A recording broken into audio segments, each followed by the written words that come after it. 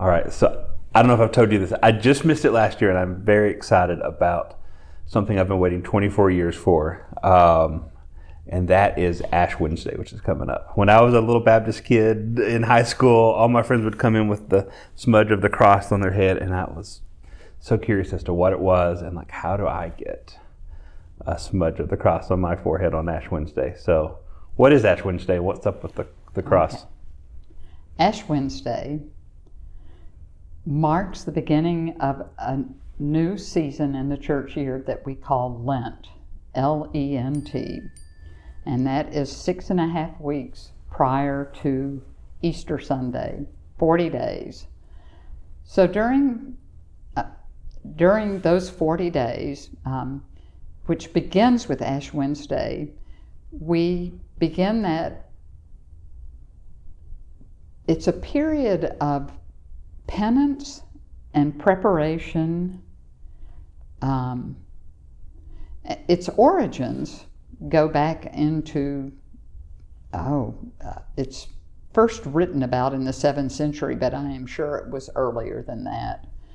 So its origins were that it was a time of preparation for those that had not been baptized or become full members of the life of Christ, that they would be catechumenates, and so that they could come into church up to the end of the sermon, but when this is so strange to me, but when the actual sacrament or the celebration of the Eucharist took place, they would leave. They were actually physically removed. So that was one group of people.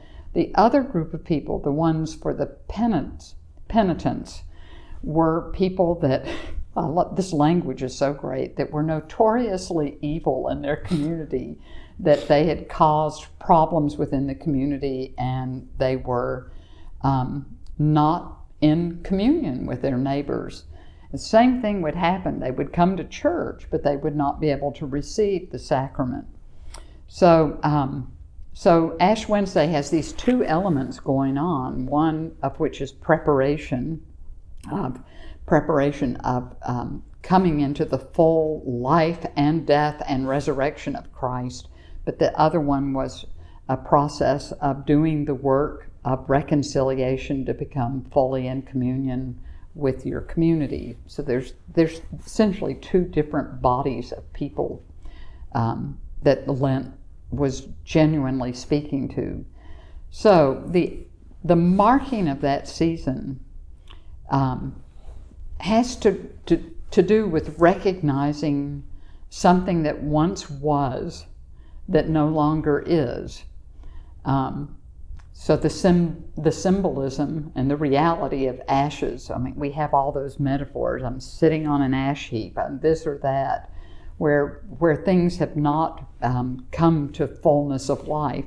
The ashes that we impose on your forehead to mark that you are beginning these 40 days are the ashes are actually made from the palms that had been used the previous year during Holy Week, as we came into the entry into Jerusalem, Palm Sunday, or the Sunday of the Passion, where we have the stories of all those people in Jerusalem greeting Christ and welcoming him by saying, "Hosanna in the highest," welcoming him into Jerusalem. And they had branches of palm, or they took their coats off and laid them on the ground to welcome the arrival of the Messiah.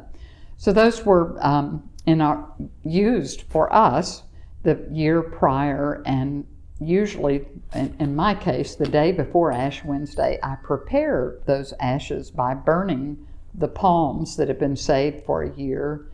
And it's really fascinating, because when you're burning them, they retain the shape of whatever they were. It's beautiful. So you can watch a long branch just burn, and it doesn't blow. It doesn't change its shape. Or if someone had made a cross with it, it stays there as a cross until you begin to trouble them a little bit. So you then sift them and then mix them in with a little bit of holy oil, so that they can actually have a little substance. So during the Ash Wednesday service, which is one of 2 days in the entire church year that it's required that we fast, and that's an ancient practice of penance, and it's a reminder of how much is provided for us, how much we take for granted. You fast from the moment you wake up until sundown, so that's refraining particularly from red meat. You would never fast if you were of ill health, so nobody would ever ask that of you. You can drink liquids, but the idea, you get the idea. So the ashes are put on everyone's forehead, including the catechumens, and those deeply profound words are said. Remember that thou art dust, and to dust you shall return. It's a reminding of our mortal nature. It's a reminder of changes that will take place in our lives. And it's also, there's an admonition given at the end of, or actually before the ashes are applied, where you invite everyone in the congregation to have and make use of these 40 days and have a holy Lent, and that you be brought more deeply into the life of Christ. Now, in the early church, when I'm going back to the 7th century or before, if you were a penitent, and this is something that I don't think many people know, when you are restored to the faithful and to your brothers and sisters in community, at the end of those 40 days of Lent on Easter, one of the most beautiful things would happen. And we don't worship this way anymore, but if you had been penitent and had been at odds, you would lie prostrate on the floor of the church. And you probably wouldn't have been alone. It would have been a group of people, the rabble-rousers or whatever. And when the confession of sin, the general confession, was made on behalf of the whole body of Christ, not you individually, but for everyone present, and the absolution and forgiveness is given, we have this thing we call the peace that we exchange. But most of us in our congregations think that's just time to go greet your neighbor. Oh, coffee hour in the middle of church. Well, it wasn't. What happened after those 40 days of being truly penitential and working on reconciling with your neighbors, the priest would come and literally pick you up off of the floor and lift you up from under your arms and embrace you by saying the words, "The peace of the Lord be always with you," and the kiss, that kind of habit where we just, touch cheeks, but that was given as a sign of restoration. But trying to imagine how powerful that would have been to have literally been picked up off of the floor and embraced. And part of that liturgy that got initiated by Ash Wednesday, the invitation to go and examine our lives and deepen our knowledge and relationship with God. So Ash Wednesday begins that way.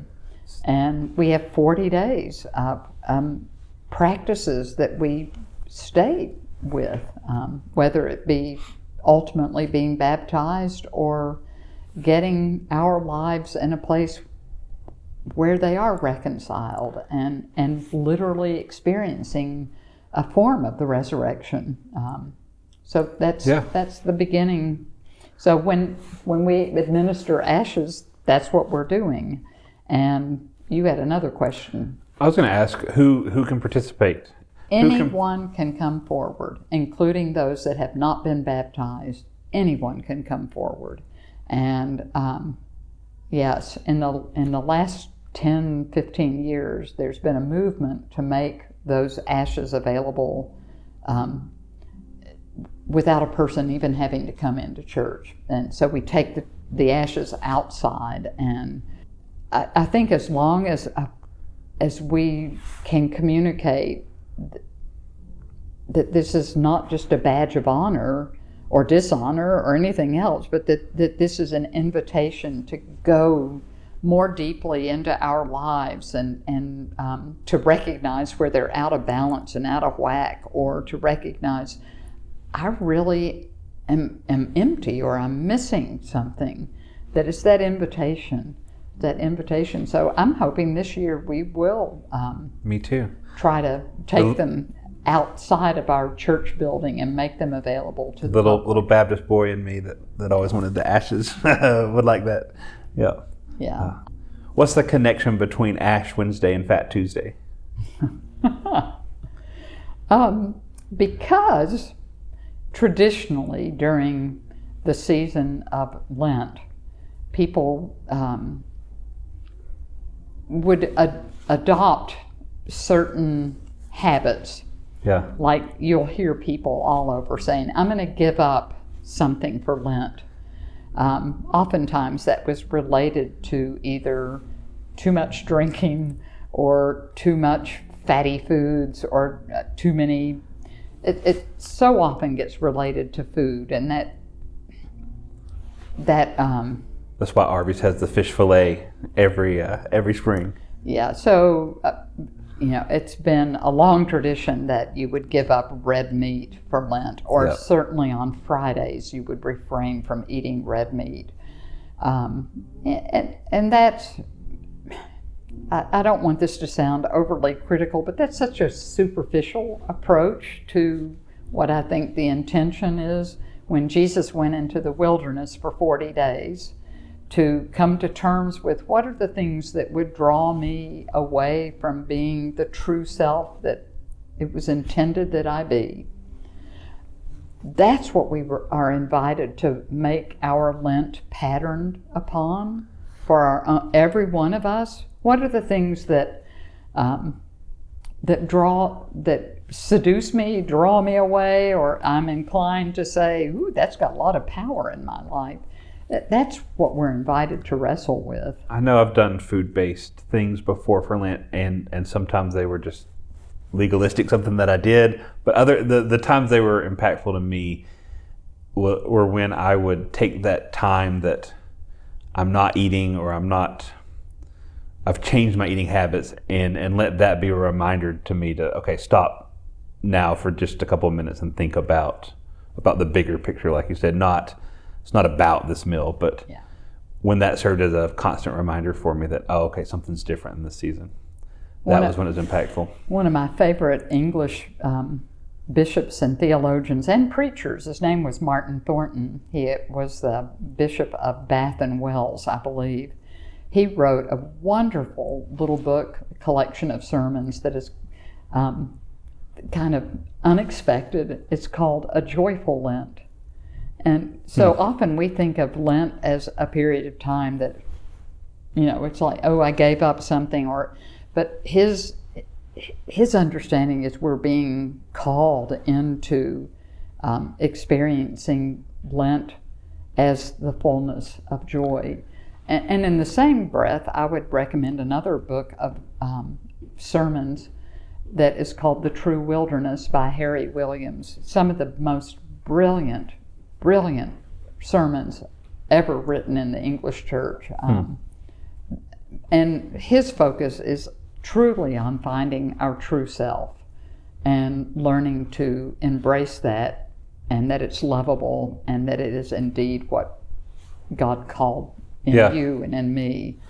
Those two, Martin Thornton and Harry Williams. Yeah, I like the idea that Lent could be joyful, because back to the question about Fat Tuesday, I think most people think, Lent, that's the horrible, boring Fat Tuesday was time when I can't do anything fun. Yeah, blow it out of the system before you go into these 40 days. One last day, yeah. You would consume as much fat as possible, so it became associated with bacon and pancakes and rich, calorie-dense foods and revelry or... I've never been to Bourbon Street, but I Mardi hear Gras. that there's a little bit of alcohol involved on it Just too. Yeah. a tiny bit. Yeah. Yeah. So that was just kind of it's kind of like right before Lent, get the Alleluias out of your system. Yeah. Well, this was right before Lent, get all of the excessive behaviors out of your system. Again, does that That's really funny. work? Yep.